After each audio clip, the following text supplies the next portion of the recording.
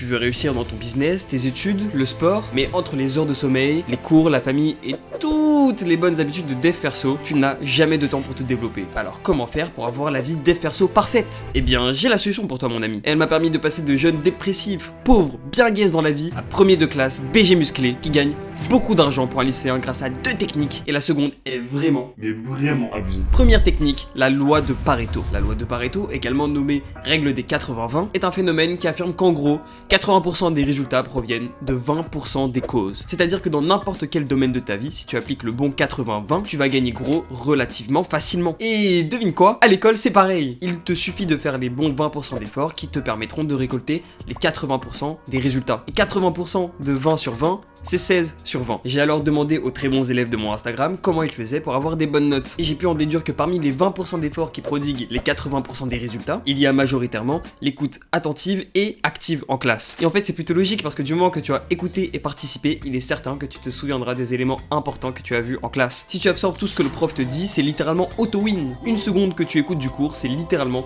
1 minute de travail en moins à la maison. Donc n'hésite pas vraiment à participer à fond, écoute tout de A à Z. On s'en fout de ce que pensent les gens de ta classe si tu lèves la main toutes les 5 minutes pour poser une question, pour répondre à une question, etc. On s'en fout vraiment, ce qui compte, c'est plaire aux profs, pas aux camarades. Et si tu veux encore plus optimiser pour te souvenir le plus possible de tes cours, moi ce que je te conseille de faire, c'est de prendre seulement 10 petites minutes lorsque tu rentres chez toi pour essayer de te rappeler de tout ce que tu as fait dans ta journée. Pour chaque matière, tu essaies de faire un petit résumé de ce que tu as vu sans regarder dans tes cahiers, puis ensuite en regardant dans tes cahiers, et tu vas voir, ça va profondément t'aider. Personnellement, les années précédentes, je ne me rendais pas compte d'à quel point c'est important cette attention en classe, et rien que ça c'est suffisant pour avoir 13-14 de moyenne large, mais genre sans trop bosser chez soi, tout en récoltant en plus des bonnes appréciations. Et en vrai, les cours passent quand même nettement plus vite lorsque tu t'y intéresses un petit peu en classe. Par contre, ça implique que pour faire ça, soit tu ne vas pas te mettre à côté de tes amis si tu penses que vous allez vous mettre à bavarder, soit tu appliques le deuxième 80-20 de l'école, à savoir s'entourer des meilleurs élèves. Et oui, il faut être un petit peu opportuniste, je veux pas encourager les relations 8h-17h, mais s'entourer des meilleurs élèves c'est important parce que eux ils savent déjà qu'il faut être focus en classe, et donc ils ne vont pas te déconcentrer en se mettant à te parler de la pluie et du beau temps, tu vois. En plus, s'il te manque un cours, ils peuvent t'aider à le rattraper, et vous pourrez mutuellement vous entraider pour avoir les meilleures notes possibles. D'autant plus que nos fréquentations déteignent énormément sur nous et que tu passes 8 heures par jour avec tes camarades de classe, donc mieux vaut être entouré pour garder le mindset optimal. Sache que vraiment, rien qu'en appliquant ce que je viens de te dire là, et en relisant un petit peu tes cours chez toi, voilà, de temps en temps, je t'assure que tu peux avoir 16 de moyenne facile dans la majorité des matières. À part pour les matières scientifiques. J'ai bien cherché, et le meilleur 80-20 que j'ai trouvé pour celle-ci, c'est tout simplement de faire un maximum d'exercices. En mathématiques, y a pas de secret. Si tu ne t'entraînes pas, y a pas de résultat.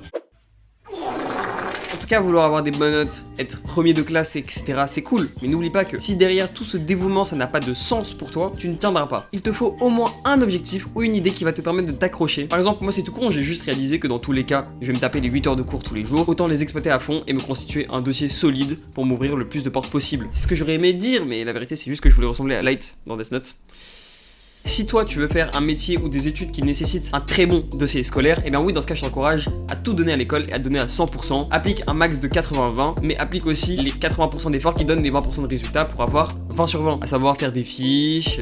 Bon, j'ai pas cherché beaucoup de 80-20 parce que moi c'est pas ce qui m'intéresse, mais voilà, t'as capté. Moi par exemple, mon objectif principal ce n'est pas d'être premier de classe, et si ce n'est pas le cas pour toi non plus, ne perds pas ton temps à essayer d'être premier de classe, mais mets ton temps dans ton objectif principal. Si c'est par exemple d'obtenir un physique qui te plaît, alors fais comme moi. Musculation 3-4 fois par semaine, courir un jour sur 2, faire ses séances le plus vite possible tout en s'appliquant et en respectant les temps de repos. Perso, j'ai un programme push-pull-leg, donc les exos c'est assez rapide, et si je n'ai pas le temps de faire une séance complète à la salle, et bien une petite séance de Eric Flag à la maison, et puis c'est réglé en 15 minutes max. La musculation c'est bien, mais si ton objectif principal c'est comme moi la liberté financière, ça peut attendre d'être devenu riche de devenir musclé. En parlant de richesse, il est temps que je te dévoile comment je fais pour gagner 750 € par mois tout en étant au lycée. Et je gagne cet argent grâce à 3 choses. Alors premièrement, est-ce que tu vois le bois de Boulogne? Non, en premier, j'ai développé des compétences comme le montage vidéo, et grâce à ça, tous les mois, je peux me faire quelques centaines d'euros. En février, par exemple, j'ai fait 200 € grâce au montage. C'est pas énorme, certes, mais c'est un bon début. En deuxième, j'ai mis en place des sources de revenus passives. Waouh, le potion que j'en lâché là.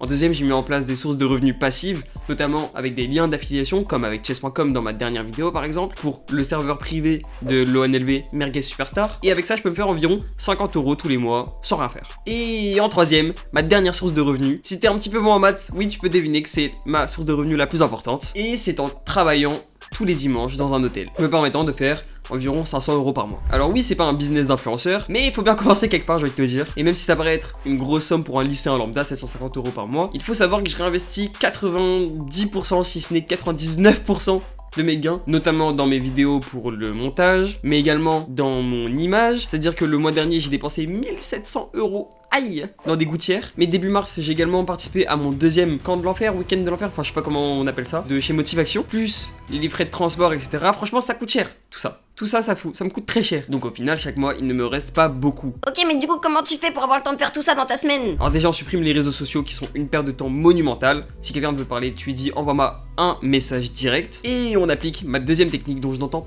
personne parler, c'est-à-dire écouter uniquement des musiques motivantes qui te poussent à l'action. Et ce n'est pas une blague. Genre des remixes sur du David Goggins, etc.